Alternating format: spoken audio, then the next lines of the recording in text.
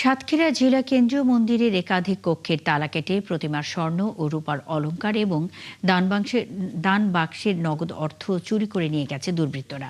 মঙ্গলবার মধ্যরাতে ঘটনা ঘটে। সাতক্ষীরা জেলা মন্দির সমিতির সাধারণ সম্পাদক নিত্যানন্দ আমিন জানান, দুর্বৃত্তরা কালী মন্দির, অন্নপূর্ণা মন্দির, রাধাগোবিন্দ মন্দির ও জগন্নাথ মন্দিরে তালা কেটে ভেতরে প্রবেশ করে। পরে প্রতিমার বিভিন্ন স্বর্ণালংকার ও দান বাক্সের অর্থ চুরি করে।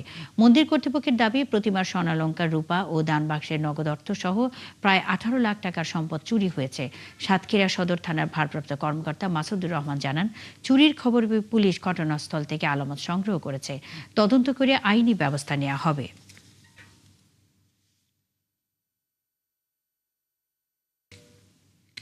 আর 7-8 ভরি গহনা সব নিয়েছে, অনেক তালাতুলি ভেঙেছে, সব মন্দিরের তালাতুলি ভেঙে চুরি সব নিয়ে চুরি গেছে। খুব দ্রুত এই চোরদের ধরে শাস্তির আওতা আনার জন্য কয়েকটা মন্দিরে পরপর চুরি হয়েছে। দিন দিন এই চুরির প্রভাব বেড়ে চলেছে।